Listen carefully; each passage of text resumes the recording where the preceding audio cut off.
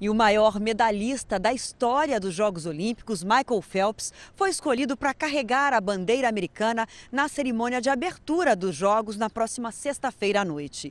Phelps falou hoje pela primeira vez desde que chegou ao Rio. Ele disse que está honrado e mais feliz do que nunca. 45 câmeras à espera de um entrevistado. E a seguir, algumas centenas de fotos por segundo. Nenhum outro ser humano chegou perto de ganhar o que ele já ganhou. 18 medalhas de ouro. Maior de todos os tempos, ele anunciou que penduraria chuteiras. Mas voltou a virar notícia por fatos que arranharam sua imagem. Foi preso por dirigir sob efeito de álcool e suspenso pela Federação Americana. Internou-se numa clínica de reabilitação. Depois de tudo, quem diria que Michael Phelps teria forças para se reerguer e para brigar por mais medalhas aqui no Parque Olímpico do Rio? Nesta quarta, ele disse ter reencontrado o prazer de nadar. Para Phelps, os últimos 2 anos foram os melhores da vida dele.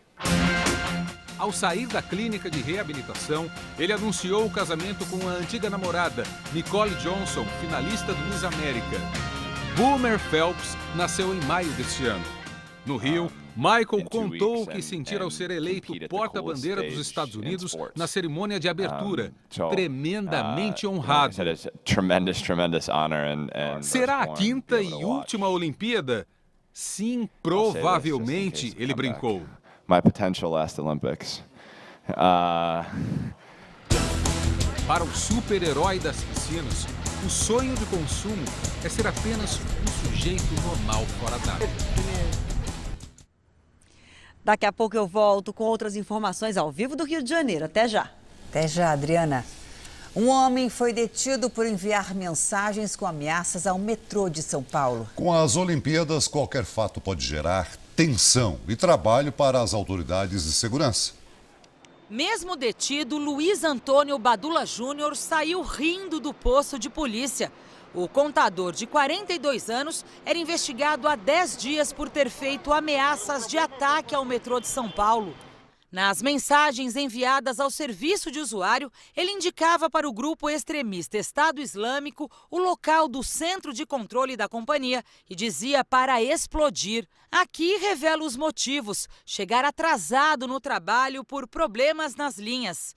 Além das ameaças de bomba, o homem também teria telefonado para a central de denúncias do metrô nesses últimos dias, alertando que havia explosivos nos vagões ou plataformas.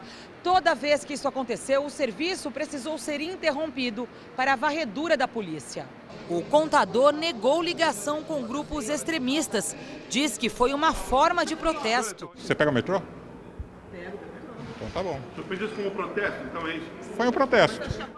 A polícia descartou qualquer relação com terroristas. Ele quis brincar com a população, brincar com o que é sério num momento desse, onde nós temos que dar exemplo. Ele veio com essa palhaçada, agora ele vai responder o inquérito. Ele foi liberado, mas vai responder por ameaça e provocar pânico. As Olimpíadas trouxeram um clima de permanente vigília. Uma situação que saia da normalidade, gera tensão e imediata intervenção. Foi o que aconteceu na frente da Arena Corinthians, também em São Paulo. A polícia descobre um grande desmanche de carros num bairro residencial de São Paulo. A revenda de autopeças na zona leste de São Paulo era só de fachada. O que funcionava aqui, na verdade, era um grande desmanche de carros. A investigação revelou que o local vinha recebendo até 60 carros roubados por mês no estado de São Paulo. E chamou a atenção da gente aqui da velocidade, né? Dessa estrutura toda. A atividade aqui eu acho que era dioturna. 11 pessoas foram presas e devem ser indiciadas por formação de quadrilha. A suspeita é que boa parte dos furtos eram encomendados pela organização para aplicar golpes em seguradoras. Para onde se olha, há motores, peças e estofados de automóveis. A oficina era dividida em setores. Aqui, por exemplo, é onde ficam os pneus. Mas esse local também dá acesso a uma sala onde os veículos eram cortados. Para se chegar lá, é preciso abrir esta porta, que fica camuflada e ainda tem uma espessa camada de isolamento acústico. Tudo isso fazia parte de uma estratégia para que os barulhos emitidos pelas serras, como esta aqui, usada para cortar os carros, não pudessem ser percebidos do lado de fora. Mas ainda não terminou. Aqui no fundo existe um túnel que, segundo a polícia, era uma rota de fuga para os criminosos. As saídas davam em outros pontos do prédio. As passagens também serviam como entrada discreta para o bunker do desmonte. Um delegado de polícia foi ferido numa operação para prender traficantes nos morros do Rio. 2 criminosos morreram. Não há ocupação policial que elimine os pontos de venda de drogas no Complexo do Alemão, na zona norte do Rio. O cigarro de maconha é aceso na hora. O lucro é garantido. Tudo foi filmado por policiais que se infiltraram há 1 ano por ali. As imagens identificam os suspeitos. Eles andam armados pela comunidade ocupada há quase 6 anos pelas forças de pacificação. Mesmo assim, o tráfico resiste. As gravações são a prova que a polícia precisava para apreender drogas e prender 10 pessoas no Complexo do Alemão. Outras 12 já estavam atrás das grades. Na operação de hoje, o delegado Felipe Cury foi baleado no ombro e depois de medicado passa bem. 2 traficantes morreram. A munição que foi apreendida veio da Alemanha. As armas também vieram do exterior. Essa pistola é israelense e essa austríaca. Em comum, elas são capazes de disparar até 18 vezes. Mas o que chamou a atenção dos policiais foi esse carregador, que acoplado à pistola pode disparar até 100 tiros por minuto. Com a instalação das UPPs, o Complexo do Alemão não é mais aquele entreposto de drogas que até abastecia outros morros do Rio. Mas o armamento em poder dos criminosos ainda é um desafio para as autoridades.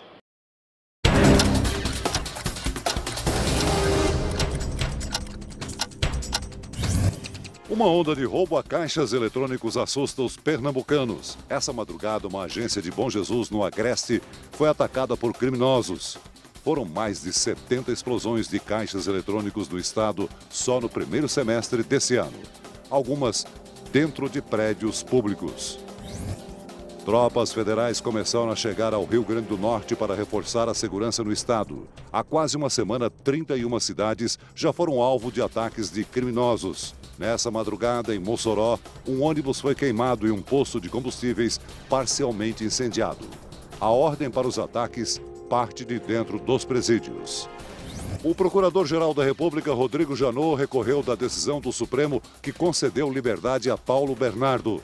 O ex-ministro foi preso e liberado em junho na Operação Custo Brasil, suspeito de participar do esquema que desviou 100 milhões de reais. O relatório do senador Antônio Anastasia, que diz que a presidente afastada Dilma Rousseff cometeu um atentado à Constituição, foi debatido hoje. A votação do relatório pela comissão especial será amanhã. Aliados da presidente afastada não gostaram da ideia de antecipar o início do julgamento do impeachment para 26 de agosto e não dia 29. A sugestão de acelerar o processo partiu de Michel Temer num almoço com Renan Calheiros.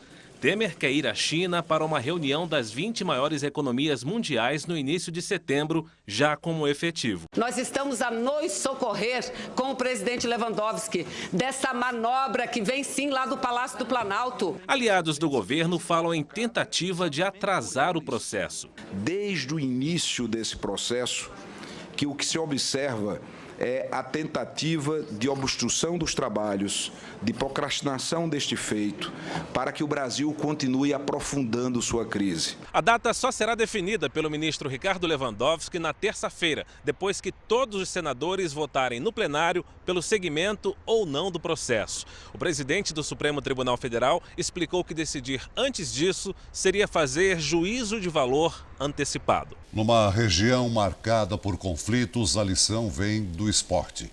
Uma ONG conseguiu unir crianças judias e árabes através do futebol. Agora as crianças vêm ao Brasil mostrar o exemplo de tolerância num jogo em São Paulo. Para 22 meninos, hoje foi dia de despedida. Eles estão a caminho do Brasil e vão mostrar dentro de campo que a paz também é construída com o futebol. No bairro judeu de Pisgat Zev, em Jerusalém, pais preocupados, mas todos muito felizes. Esse israelense conta que é a primeira vez que o filho, Eli, vai viajar sozinho e para tão longe. Mesmo assim, acredita que o garoto vai viver um dos melhores momentos de sua vida. Do outro lado da cidade, num bairro árabe, a língua e a cultura mudam e a expectativa de todos é a mesma. A viagem que começa agora deverá certamente estreitar ainda mais a amizade entre eles. E é justamente o elo, a coexistência, a mensagem que eles querem levar para o Brasil e para o mundo. Amanhã, quando chegarem a São Paulo, os garotos vão se preparar para uma partida diferente. Judeus e árabes entrarão em campo pela campanha Gol da Paz, que usa o futebol para solucionar conflitos. As crianças também irão ao Rio de Janeiro para conhecer de perto o Parque Olímpico. A vontade, o sonho é que quando voltarmos para Israel, vamos ter aqui 11 amigos do lado judeu, 11 amigos do lado árabe, e essa amizade continue aqui e passa para os pais deles, e passa para os amigos deles, e passa para o bairro deles. O tempo seco predomina na maior parte do Brasil. Até o final de semana, os maiores volumes de água atingem apenas os extremos norte e sul do país. Também pode chover forte, mas isolado, no litoral nordestino. Máxima de 20 graus em Curitiba e em São Luís faz calor de 32. Em Salvador pode chover forte, a máxima não passa dos 26 graus. Em Porto Alegre faz 24, em Maceió 28 e em São Paulo chove de forma isolada e a máxima pode chegar aos 23 graus. Começou agora há pouco uma rebelião no presídio de Parnamirim, no Rio Grande do Norte. Os presos atearam fogo em colchões para tentar destruir os bloqueadores de celulares, motivo dos recentes ataques no estado. Policiais militares cercam o presídio e podem entrar a qualquer momento para conter a rebelião. A tocha olímpica viajou pelo Brasil durante 3 meses, agora está perto do destino final.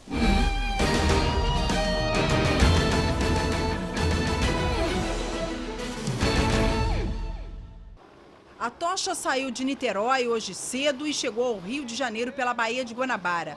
Os irmãos e medalhistas Torben e Lars Grael entregaram a chama olímpica ao prefeito Eduardo Paes. A tocha seguiu para a Baixada Fluminense. Em Duque de Caxias, houve protesto de professores da rede municipal. Uma menina de 10 anos ficou ferida. Foram 3 meses percorrendo todo o Brasil. Depois de passar por 5 municípios da Baixada Fluminense, hoje a tocha olímpica, enfim, segue amanhã bem cedinho para a cidade do Rio de Janeiro. Na volta definitiva ao Rio, a tocha vai passar pelas zonas oeste e norte antes do acendimento da pira de celebração. Record, emissora oficial dos Jogos Olímpicos Rio 2016. O técnico Rogério Micali usou o bom humor para falar da escalação do Brasil contra a África do Sul. Ele deixou no ar algumas revelações sobre o time que entra em campo amanhã. Parece uma cena do interior do Brasil, mas é o esforço para ver o último treino da seleção olímpica. Neymar e Renato Augusto foram os últimos a descer para o gramado, mas Gabriel Jesus é que virou o centro das atenções depois de ser confirmada hoje a transferência dele para o Manchester City da Inglaterra, um negócio de cerca de 120 milhões de reais. O técnico Rogério Micali já tem o time da estreia na cabeça. Chamado de última hora para o lugar de Fernando Praz, o Everton vai ser o goleiro contra a África do Sul. E Renato Augusto ganha uma vaga no meio de campo, provavelmente no lugar de Rafinha. Os jornalistas queriam que Micali confirmasse a escalação, mas ele usou o bom humor para fazer um mistério. Veja só como ele respondeu quando um repórter escalou o provável time. Ótima escalação, tá de parabéns. Micali ocupa um emprego de risco. Nas últimas 5 participações em Olimpíadas, o Brasil teve treinadores renomados que fracassaram na busca pelo ouro. Micali, que sempre atuou em times de base, parece relaxado. Apelou para brincadeira até quando alguém perguntou se ele teria alguma surpresa para deixar o time mais ofensivo. Iniciei com esse time e já coloquei em campo Rafinha e já coloquei em campo Luan. Como é que eu vou mudar a situação ainda? Jesus Cristo. Estamos de volta ao vivo do Parque Olímpico para falar de um esporte que é a praia do Brasil, especialmente a cara do Rio de Janeiro, o vôlei de praia. Essa moda chegou aqui há mais de 7 décadas e nunca passou. Pela orla eu encontrei jogadores de várias idades, todos torcendo pela nossa dupla favoritíssima ao ouro. O mar pode não estar amigável para um mergulho, mas a areia sempre está para o vôlei. Para esse grupo de universitários que joga no Leblon, o dia começa na praia. Eu amo praia. Então, quando a gente pode juntar a praia com a diversão aqui do vôlei, é perfeito. Na rede ao lado, a média de idade sobe um pouco e as regras são bem mais flexíveis.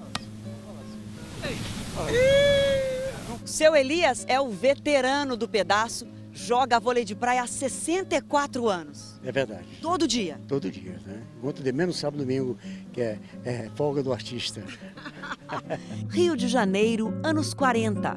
A nova moda chega à areia e logo surgem os primeiros campeonatos.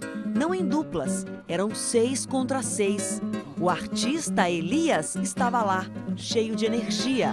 E hoje? Eu agora vou para casa, tomo banho, almoço, puxo um pequeno ronco. Né? Não foi invenção nossa trazer o vôlei da quadra para a areia. Mas num país com praias tão lindas e um clima desse, não seria diferente. O Brasil ajudou e muito a melhorar a invenção dos americanos.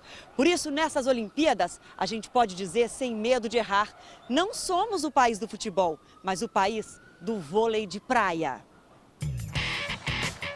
Nenhum outro país tem mais medalhas olímpicas na areia que o Brasil, 11 no total. E os favoritos da temporada são nossos.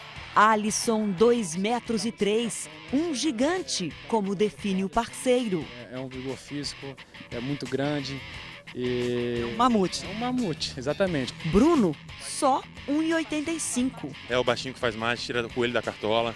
Cada jogada linda, joga a bola para um lado, dá no outro. Mamute e mágico.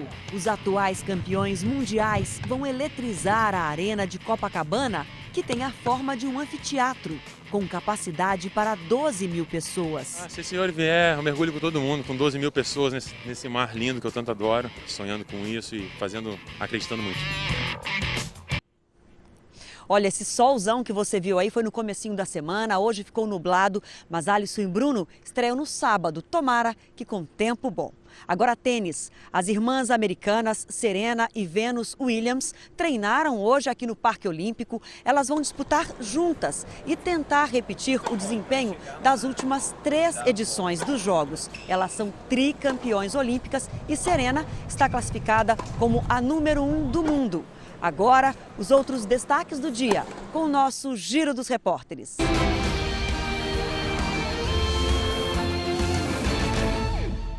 O Comitê Olímpico Internacional decidiu incluir mais 5 esportes nos Jogos Olímpicos. Em 3 deles, o Brasil tem grande tradição: skate, karatê e surf. O campeão mundial Gabriel Medina torcia por essa inclusão. Os Jogos Olímpicos de Tóquio em 2020 também terão competições de beisebol e softball, além de escalada. Do isolamento deste hotel na zona norte do Rio para a agitação da Vila dos Atletas. A equipe de atletismo da Jamaica se mudou para a Vila Olímpica, mas Usain Bolt vai ter algumas regalias, como um apartamento exclusivo com serviço de quarto. Ele não vai precisar sair para fazer as refeições.